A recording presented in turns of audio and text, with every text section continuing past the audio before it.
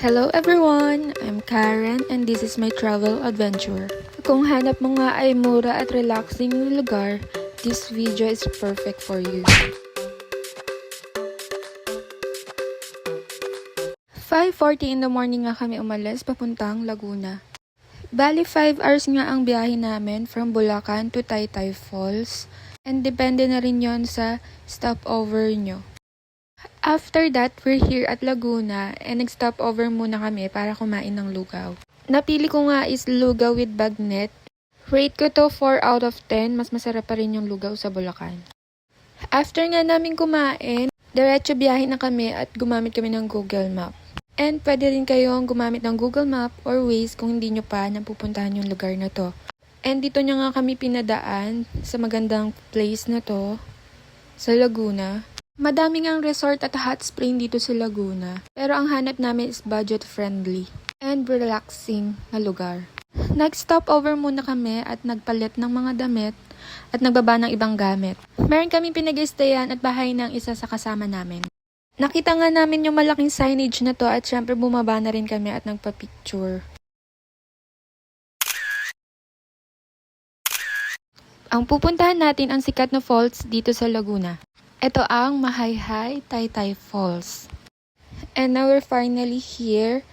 So lalakad ka muna ng 10 to 20 minutes siguro bago ka makapunta sa mismong falls.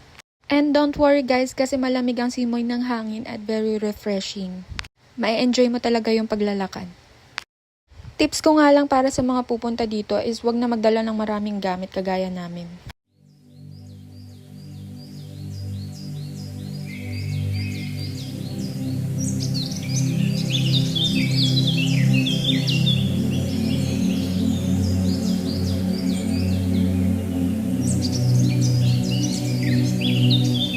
Second time ko na nga palang nakapunta dito and ganun pa rin siya kalinis at kaganda.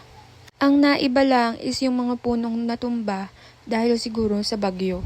Bago ko nga makalimutan, meron silang 50 pesos na entrance fee at meron din silang upuan at lamesang pinarerentahan. Pero sa amin na DIY lang, hindi na kami nag-rent. Namili na lang kami ng spot kung saan namin gusto. At bukod doon, wala na kayong babayaran na iba pa. Sa mga mahilig mag-camping at mag-travel dyan, perfect ang lugar na to. At babalik-balikan nyo talaga. Nakahanap na nga kami ng aming pag-iispatan. At sabay naman dumating yung aming mga kasama. Kumain nga muna kami pagdating at grabe yung pinagdaanan ng pizza na to. At ganito nga kalinis at kaganda ang falls dito sa Laguna. Sobrang clear guys. Nakikita nyo ba to? Hindi ako magtataka kung bakit binabalik-balikan at dinadayo yung lugar na to. Grabe, yung 50 pesos mo meron ka ng gantong kagandang malaparaiso na lugar.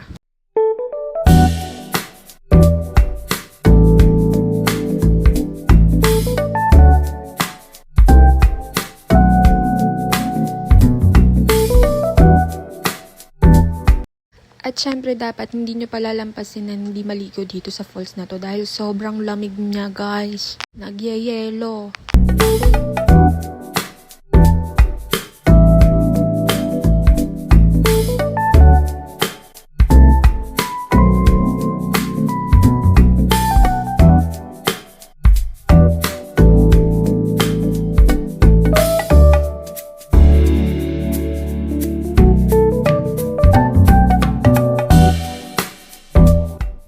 Sana nagustuhan niyo po ang aking travel adventure. This is me, Karen. Thank you for watching and have a good day. See you on my next vlog.